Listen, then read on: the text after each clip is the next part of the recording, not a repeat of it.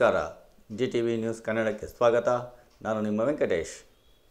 ಮಾಗಡಿ ಪಟ್ಟಣದ ಜ್ಯೋತಿನಗರದ ಶಾಸಕರ ಕಚೇರಿಯಲ್ಲಿ ಶಾಸಕ HC ಬಾಲಕೃಷ್ಣರವರು ಸುದ್ದಿಗೋಷ್ಠಿಯನ್ನು ನಡೆಸಿ ಲೋಕಸಭಾ ಚುನಾವಣೆಯ ಪ್ರಚಾರದ ಸಂದರ್ಭದಲ್ಲಿ ಅಭಿಮಾನಿಯೊಬ್ಬರು ಬಾಲಕೃಷ್ಣ ಕಿ ಜೈ ಎಂದಿದ್ದನ್ನು ಪಾಕಿಸ್ತಾನ್ ಕಿ ಜೈ ಎಂದು ತಿರುಚಿ ಸಾಮಾಜಿಕ ಜಾಲತಾಣದಲ್ಲಿ ಟ್ರೋಲ್ ಮಾಡಿದವರ ವಿರುದ್ಧ ಕುದೂರು ಪೊಲೀಸ್ ಠಾಣೆಯಲ್ಲಿ ದೂರು ದಾಖಲಾಗಿತ್ತು.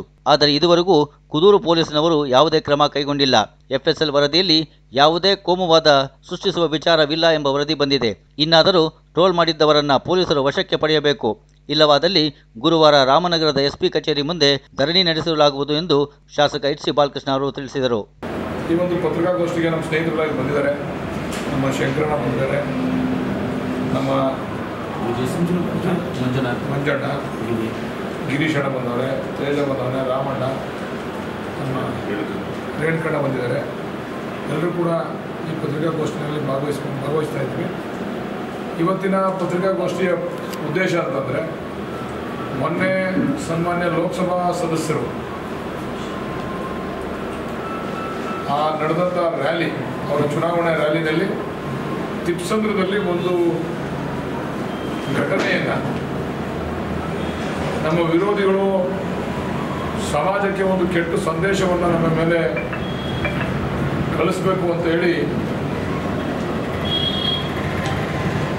ನನ್ನ ಶಿಷ್ಯ ಆ ಚುನಾವಣಾ ರ್ಯಾಲಿನಲ್ಲಿ ಅವನು ಭಾವನಾತ್ಮಕವಾಗಿ ಅವನು ಕೂಗಿದಂಥ ಜೈಕಾರವನ್ನು ಕೂಗಿದಂಥ ಸಂದರ್ಭದಲ್ಲಿ ಅದನ್ನು ನಮ್ಮ ಕಿಡಿಗೇಡಿ, ನಮ್ಮ ವಿರೋಧಿಗಳು ಯಾರು ಅಭಿವೃದ್ಧಿಯನ್ನು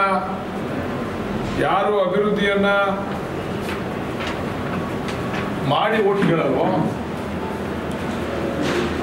ಯಾರು ಜನಗಳ ಕಷ್ಟ ಸುಖಗಳಿಗೆ ಸ್ಪಂದಿಸಿ ಓಟ್ ಕೇಳಲ್ವೋ ಅವರೆಲ್ಲರೂ ಕೂಡ ಅಡ್ಡದಾರಿಯ ಮುಖಾಂತರ ಮತವನ್ನು ಯಾಚನೆ ಮಾಡಲಿಕ್ಕೆ ಹೋಗ್ತಕ್ಕಂಥದ್ದು ಸರ್ವೇ ಸಾಮಾನ್ಯ. ಅವ್ರಿಗೆ ಬೇರೆ ಮಾರ್ಗ ಇಲ್ಲ.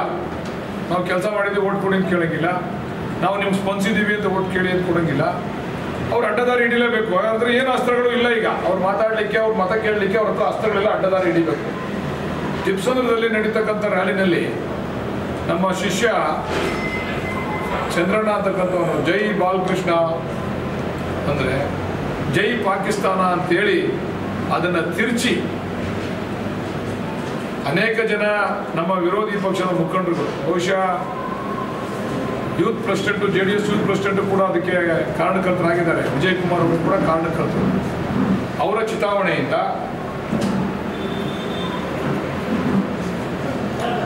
ಎಲೆಕ್ಷನ್ನ ನಡೆಸ್ತಕ್ಕಂಥ ಚುನಾವಣಾಧಿಕಾರಿಗಳಿಗೆ ಕಂಪ್ಲೇಂಟನ್ನು ಕೊಡಿಸಿ ಜೈ ಪಾಕಿಸ್ತಾನ ಅಂತ ಅಂದರು, ನೀವು ಅವ್ರ ಮೇಲೆ ಕ್ರಮ ತಗೋಬೇಕು ಅಂತೇಳಿ ಕೊಟ್ಟು ಅದೊಂದು ದೊಡ್ಡ ವಿಚಾರವಾಗಿ ಮಾಧ್ಯಮದಲ್ಲೂ ಕೂಡ ಬಿತ್ತರ ಆಗಿ ಕಡೆ ಮಾಧ್ಯಮಗಳಿಗೆ ಸತ್ಯ ಗೊತ್ತಾದ ತಕ್ಷಣ ಆ ಬಿತ್ತರವನ್ನು ನಿಲ್ಲಿಸಿರ್ತಕ್ಕಂಥದ್ದು ಸತ್ಯ. ಇವತ್ತು ಅನೇಕ ಜನ ಈ ಸಮಾಜದ ಸ್ವಾಸ್ಥ್ಯವನ್ನು ಹಾಳು ಮಾಡಿ ಸಮಾಜಘಾತುಕ ಘಟನೆಗಳಿಗೆ ಅವಕಾಶ ಮಾಡಿಕೊಡ್ತಾ ಸಮಾಜದಲ್ಲಿ ಶಾಂತಿ ಕದರ್ತಕ್ಕಂಥ ಒಂದು ವಾತಾವರಣವನ್ನು ಏನು ನಿರ್ಮಾಣ ಮಾಡಲಿಕ್ಕೆ ಹೊರಟಿದಾರಲ್ಲ, ಇದೊಂದು ಕ್ಷುಲ್ಲಕ, ಬಹಳ ಅತ್ಯಂತ ಹೀನಾಯ ರಾಜಕಾರಣ ಇದು.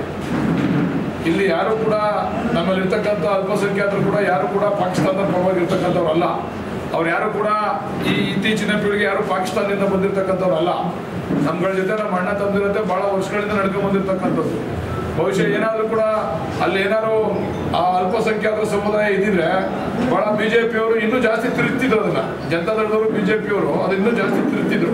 ಅದರಲ್ಲಿ ಯಾರು ಪಾಪ ನಮ್ಮ ಅಲ್ಪಸಂಖ್ಯಾತರ ಅಣ್ಣ ತಮ್ಮರು ಯಾರು ಇರಲಿಲ್ಲ. ಅಲ್ಲಿ ಇದ್ದಂಥವ್ರೆಲ್ಲರೂ ಕೂಡ ಒಕ್ಕಲಿಗರು, ಲಿಂಗಾಯತರು, ಇತರ ಜನಾಂಗದವರು ಅಲ್ಲಿ ಇದ್ದಂಥದ್ದು. ಅದರಿಂದ ಈಗ ತಮ್ಮೆಲ್ಲೂ ಕೂಡ ಗೊಂದಲ ಇತ್ತು. ಹೌದಪ್ಪ, ಕಾಂಗ್ರೆಸ್ನವರು, ಬಾಲಕೃಷ್ಣನ್ ಕಡೆಯವರು ಈ ರೀತಿ ಘೋಷಣೆಗಳನ್ನು ಕೂಗಿದ್ದಾರೆ ಅಂತಕ್ಕಂಥ ಗೊಂದಲ ಇತ್ತು. ನಾವು ಅದಕ್ಕೆ ಹೆಚ್ಚು ಒತ್ತನ್ನು ನಾವು ಕೊಡ್ಲಿಕ್ಕೆ ಹೋಗಲ್ಲ. ನಾವು ಕೂಡ ಕಂಪ್ಲೇಂಟ್ ಕೊಟ್ಟಿದ್ದ ಪೊಲೀಸ್ ಸ್ಟೇಷನಲ್ಲಿ FSIL ರಿಪೋರ್ಟ್ಗೆ ಅದನ್ನು ಕಳಿಸಿದ್ದಾರೆ.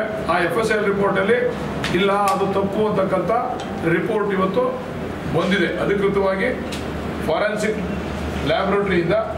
ಇಲ್ಲ, ಅವರು ಜೈ ಬಾಲಕೃಷ್ಣ ಅಂದಿರ್ತಕ್ಕಂಥದ್ದು ಜೈ ಪಾಕಿಸ್ತಾನ ಅಂತ ಅವ್ರು ಅಂದಿಲ್ಲ ಅಂತಕ್ಕಂಥ ವಿಚಾರ ಈಗಾಗಲೇ FSIL ರಿಪೋರ್ಟಿಂದ ಪೊಲೀಸ್ನವರ ಕೈ ಸೇರಿದೆ. ನಾನು ಹೇಳ್ತಕ್ಕಂಥದ್ದು, ಯಾರ್ಯಾರು ಇಂಥ ಹೀನ ಕೃತ್ಯವನ್ನು, ಸಮಾಜಘಾತಕ ಕೃತ್ಯವನ್ನು ಸಾಮಾಜಿಕ ಜಾಲತಾಣದಲ್ಲಿ ಹರಿಬಿಟ್ಟಿದಾರಲ್ಲ, ಅವ್ರನ್ನೆಲ್ಲರನ್ನೂ ಕೂಡಲೇ ಪೊಲೀಸ್ನವರು ಬಂಧಿಸಬೇಕು. ನಾವು ಈ FSL ರಿಪೋರ್ಟ್ ಬರೋವರೆಗೂ ಕೂಡ ಅವ್ರಿಗೆ ಈಗಾಗಲೇ ಬಂಧಿಸಬೇಕಾಗಿತ್ತು. ಯಾಕಂದ್ರೆ ಅವ್ರಿಗೂ ಮನವರಿಕೆ ಆಗಿತ್ತು. ಮಾಧ್ಯಮದವ್ರಿಗೆ ಮನವರಿಕೆ ಆದಂಗೆ ಪೊಲೀಸ್ ಇಲಾಖೆಯವ್ರಿಗೂ ಇಲ್ಲ ಇದು ಸುಳ್ಳು ಅಂತಕ್ಕಂಥ ಮನವರಿಕೆ ಆಗಿದ್ರು ಕೂಡ ಅವ್ರು ಯಾರನ್ನೂ ಕೂಡ ಬಂಧಿಸಿಲ್ಲ. ನಮ್ಮ ಪುದೂರಿನ ಸರ್ಕಲ್ ಇನ್ಸ್ಪೆಕ್ಟ್ರು ಯಾರನ್ನೂ ಕೂಡ ಬಂಧಿಸಿಲ್ಲ. ಯಾಕಂದ್ರೆ ಇದು ಸಮಾಜಘಾತಕ ಕೃತ್ಯ.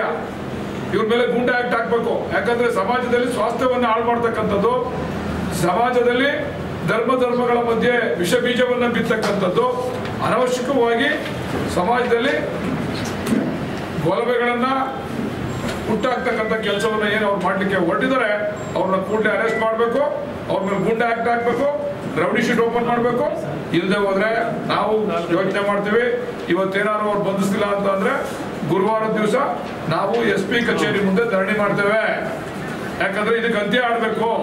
ನಮ್ಮ ಕ್ಷೇತ್ರದಲ್ಲಿ ಯಾವತ್ತೂ ಕೂಡ ಇಂಥ ಘಟನೆಗಳು ನಡೆದಿಲ್ಲ. ಇದಕ್ಕೆ ನಾವು ಅವಕಾಶ ಕೊಡೋದೂ ಇಲ್ಲ. ಕೆಲವು ಕಿಡಿಗೇಡಿಗಳು ಮಾಧ್ಯಮಗಳ ಮುಖಾಂತರ, ತಮ್ಮ ಯೂಟ್ಯೂಬ್ ಮತ್ತು ಫೇಸ್ಬುಕ್, ಇನ್ಸ್ಟಾಗ್ರಾಮ್ ಮುಖಾಂತರ ಈ ಥರ ಕೆಟ್ಟ ಸುದ್ದಿಗಳನ್ನು ಹಬ್ಬಿಸಿ ಸಮಾಜದ ಸ್ವಾಸ್ಥ್ಯವನ್ನು ಹಾಳು ಮಾಡ್ತಾ ಇದ್ದಾರೆ. ಅವ್ರನ್ನ ಅರೆಸ್ಟ್ ಮಾಡಬೇಕು, ಅವ್ರ ಮೇಲೆ ಸೂಕ್ತ ಕ್ರಮ ತಗೋಬೇಕು, ಗೂಂಡಾ ಕಾಯ್ದೆ ಹಾಕಬೇಕು. ಇನ್ನು ಮುಂದೆ ಇದೊಂದು ಎಚ್ಚರಿಕೆ ಗಂಟೆ ಆಗಬೇಕು. ಬೇರೆಯವ್ರಿಗೆ ಸುಳ್ಳು ಸುದ್ದಿಗಳನ್ನು ಯಾರು ಹಬ್ಬಿಸ್ತಾರೆ ಅವ್ರಿಗೆ ಎಚ್ಚರಿಕೆ ಗಂಟೆ ಆಗಬೇಕು ಅಂತಕ್ಕಂಥ ಮನವಿಯನ್ನ ಮಾಡ್ತಾ ಇದ್ದೇವೆ. ಪೊಲೀಸ್ನವರು ಕೂಡಲೇ ಇಷ್ಟೊತ್ತಿಗೆ ಆಗಬೇಕಾಗಿತ್ತು. ಪೊಲೀಸ್ನವರು ನಿಷ್ಕ್ರಿಯ ಅಂತಕ್ಕಂಥದ್ದನ್ನು ಹೇಳಿಕ್ಕೆ ಇಚ್ಛೆ ಪಡ್ತೀನಿ ನಾನು. ನಮ್ಮ ಜಿಲ್ಲೆಯ ಪೊಲೀಸ್ ಅಧಿಕಾರಿಗಳು ಇಂಥದ್ದನ್ನ ಚಿವುಟ್ ಹಾಕಿದ್ರೆ ಇದು ಜಾಸ್ತಿ ಬೆಳೀತಕ್ಕೆ ಆಯ್ತಿರ್ಲಿಲ್ಲ. ಇದು ಅದಕ್ಕೂ ಕೂಡ ಅವರು ಕೂಡ ಎಡವಿದ್ದಾರೆ, ಪೊಲೀಸ್ ಇಲಾಖೆಯವರು ಕೂಡ ಎಡವಿದ್ದಾರೆ. ಇನ್ನು ಮುಂದೇನಾದ್ರೂ ಕೂಡ ಇಂಥವ್ರನ್ನ ಅರೆಸ್ಟ್ ಮಾಡಬೇಕು, ಅವ್ರನ್ನ ಒಳಗೆ ಕಳಿಸ್ಬೇಕು, ಅವ್ರ ಮೇಲೆ ಕ್ರಮ ಆಗಬೇಕು. ಯಾಕಂದ್ರೆ ನಾವೆಲ್ಲ ಶಾಂತಿ ನೆಮ್ಮದಿಯಿಂದ ಬದುಕ್ತಾ ಇರ್ತಕ್ಕಂಥ ಜನ, ನಾವು ಅಣ್ಣ ತಮ್ಮದಿರಂತೆ ಬದುಕ್ತಾ ಇರ್ತಕ್ಕಂಥ ಜನ.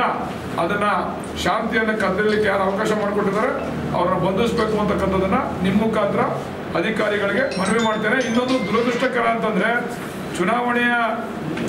ಚುನಾವಣೆಯನ್ನ ನಡೆಸ್ತಾ ಇರ್ತಕ್ಕಂಥ ಅಧಿಕಾರಿ ಈ ವಿಚಾರವಾಗಿ ಮೂಗು ತೂರಿಸಿದ್ದಾರೆ ಅಂತಂದ್ರೆ ಆ ಅಧಿಕಾರಿ ಯಾರ ಪಕ್ಷದ ಪರವಾಗಿ ಕೆಲಸ ಮಾಡ್ತಾರೆ ಅಂತಕ್ಕಂಥದ್ದನ್ನು ಕೂಡ ನಾವು ಅರ್ಥ ಮಾಡ್ಕೋಬೇಕಾಗ್ತದೆ. ಆ ಚುನಾವಣೆ ನಡೆಸ್ತಕ್ಕಂಥ ಅಧಿಕಾರಿ ಒಬ್ಬ ಆ ಚುನಾವಣೆಯನ್ನು ನಡೆಸಲಿಕ್ಕೆ ಬಂದಿರತಕ್ಕಂಥ ಹೊರ ರಾಜ್ಯದಿಂದ ಬಂದಿರತಕ್ಕಂಥ ಅಧಿಕಾರಿ ಇವತ್ತು ಅವರೇ ಹೇಳ್ತಾರಂತೆ ಪೊಲೀಸ್ನವ್ರಿಗೆ, ನೋಡ್ರಿ ಇದೇನ್ರಿ ಯಾಕೆ ಕ್ರಮ ತಗೊಳ್ಳಿಲ್ಲ ಅಂತಕ್ಕಂಥ ಮಟ್ಟಕ್ಕೆ ಅವ್ರು ಹೋಗವ್ರೆ ಅಂದ್ರೆ ಚುನಾವಣೆಯನ್ನ ಭಾರತೀಯ ಜನತಾ ಪಕ್ಷದವರು ಎಷ್ಟು ಮಟ್ಟಿಗೆ ಅಧಿಕಾರಿಗಳನ್ನ ದುರುಪಯೋಗ ಪಡಿಸ್ಕೊತಾ ಇದ್ದಾರೆ ಅಂತಕ್ಕಂಥದಕ್ಕೆ ಇದೊಂದು ತಾಜಾ ಉದಾಹರಣೆ. ಅದರಿಂದ ದಯಮಾಡಿ ನಾನು ಮತ್ತೊಮ್ಮೆ ಪೊಲೀಸ್ ಇಲಾಖೆಯವ್ರು ಹೇಳಲಿಕ್ಕೆ ಇಚ್ಛೆ ಪಡ್ತೀನಿ, ತಾವು ಬಂಧಿಸಬೇಕು. ತಾವು ಬಂಧಿಸಿಲ್ಲ ಅಂತ ಗೊತ್ತಾದ್ರೆ ಗುರುವಾರ ದಿವಸ ನಾನು SP ಕಚೇರಿ ಮುಂದೆ ಧರಣಿ ಮಾಡ್ತೀನಿ. ಈ ವಿಚಾರವಾಗಿ ನಾವು ನ್ಯಾಯವನ್ನು ಕೇಳ್ತೇವೆ. ಇಂಥ ಸಮಾಜಘಾತಕ ಶಕ್ತಿಗಳನ್ನ ಇವತ್ತು ಪೊಲೀಸ್ನವರು ಕ್ರಮ ತಗೋಬೇಕು, ಅವ್ರನ್ನ ಕೂಡಲೇ ಬಂಧಿಸಬೇಕು ಅಂತ ತಮ್ಮ ಮುಖಾಂತರ ಮನವಿ ಮಾಡ್ತೀನಿ. ಯಾರ್ಯಾರು ಟ್ರೋಲ್ ಮಾಡಿದರೆ ಎಲ್ಲರ ಮೇಲೆ ಟ್ರೋಲ್ ಮಾಡ್ಬೇಕಾದ್ರೆ ಆಧಾರ ಇರಬೇಕು. ಏನಾದ್ರೂ ಒಂದು ವಿಚಾರನ ಮಂಡನೆ ಮಾಡ್ಬೇಕಾದ್ರೆ ಅದಕ್ಕೆ ಆಧಾರ ಇರಬೇಕು. ಆಧಾರ ಇಲ್ಲದೆ ಯಾವನೋ ಏನೋ ಹೇಳ್ದ ಅಂತ ಅಂದ್ಬಿಟ್ಟು ಎಲ್ಲರೂ ಅದಕ್ಕೆ ಬೆಂಬಲ ವ್ಯಕ್ತಪಡಿಸ್ತಕ್ಕಂಥದ್ದು ಸೂಕ್ತ ಅಲ್ಲ. ಯಾರ್ಯಾರು ಟ್ರೋಲ್ ಮಾಡಿದರೆ ಎಲ್ಲರ ಮೇಲೆ ಕ್ರಮ ತಗೊಳ್ಳಿ ಅಂತ ಹೇಳಿದ್ವಿ ನಾವು. FIR ಆಗಿದೆ ಈಗಾಗಲೇ, ಆದ್ರೆ ನಾವು ಅವ್ರನ್ನ ಬಂಧಿಸಿದ್ರು ಒತ್ತಾಯ ಮಾಡಲಿಲ್ಲ. ಯಾಕಂದ್ರೆ FSL ಕಳಿಸ್ತೀವಿ ಅಂದ್ರು, ಸತ್ಯ ಹೊರಗಡೆ ಬರಲಿ ಅಂತ ಹೇಳಿ ನಾವು ಅವ್ರಿಗೆ ಒತ್ತಾಯ ಮಾಡಲಿಲ್ಲ. ಸತ್ಯ ಹೊರಗಡೆ ಬಂದಲ್ಲ, ಸತ್ಯ ಏನು ಅಂತ ಗೊತ್ತಾಗೋದಲ್ಲ ಸಮಾಜಕ್ಕೆ. ಇನ್ನು ಮುಂದೇನಾದ್ರೂ ನಾನು BJP JDSನವ್ರಿಗೆ ಹೇಳ್ತೀನಿ, ದಯಮಾಡಿ ಅಭಿವೃದ್ಧಿಯ ಆಧಾರದ ಮೇಲೆ ಓಟ್ ಕೇಳಿ. ಇಂಥ ಕ್ಷುಲ್ಲಕ ಕಾರಣದ ಮೇಲೆ ನೀವು ದಯಮಾಡಿ ಈ ಸಮಾಜದ ಸ್ವಾಸ್ಥ್ಯವನ್ನು ಹಾಳು ಮಾಡಬೇಡಿ. ನಾವೆಲ್ಲರೂ ಕೂಡ ಅಣ್ಣ ತಮ್ಮಂದಿರಂತೆ ಬದುಕಿದ್ದೇವೆ ಈ ಕ್ಷೇತ್ರದಲ್ಲಿ. ನಾವ್ಯಾರು ಕೂಡ ಜಾತಿಯನ್ನ ಮುಂದೆ ಇಟ್ಕೊಂಡು ಬದುಕಿಲ್ಲ, ಧರ್ಮವನ್ನ ಮುಂದೆ ಇಟ್ಕೊಂಡು ಬದುಕಿಲ್ಲ. ನಾವು ಅಣ್ಣ ತಮ್ಮಂದಿರಂತೆ ಬದುಕಿದೀವಿ. ನಮ್ಮ ಅಣ್ಣ ತಮ್ಮಂದಿರಿಗೆ ಬದುಕೋದಕ್ಕೆ ಅವಕಾಶ ಮಾಡಿಕೊಡಿ, ಮನವಿ ಮಾಡ್ತೀವಿ. ಇಂಥ ಹೀನ ಕೃತ್ಯಗಳನ್ನ ಮಾಡೋದನ್ನ ನಿಲ್ಲಿಸಿ ನೀವು ಅಭಿವೃದ್ಧಿ ಮಾಡಿದ್ಮೇಲೆ ಅಭಿವೃದ್ಧಿ ಮೇಲೆ ದೃಷ್ಟಿ ಇಟ್ಕೊಂಡು ಓಟ್ ಕೇಳಿ. ನೀವು ಈ ಮುಖಾಂತರ ತಮ್ಮ ಮುಖಾಂತರ ನಾನು ಪೊಲೀಸ್ ಇಲಾಖೆಯಲ್ಲಿ ಈ ಸಂದರ್ಭ ಹೇಳಲಿಕ್ಕೆ ಇಷ್ಟೇ, ಅವ್ರನ್ನ ಅರೆಸ್ಟ್ ಮಾಡಬೇಕು, ಅವ್ರ ಮೇಲೆ ಕ್ರಮ ತಗೋಬೇಕು.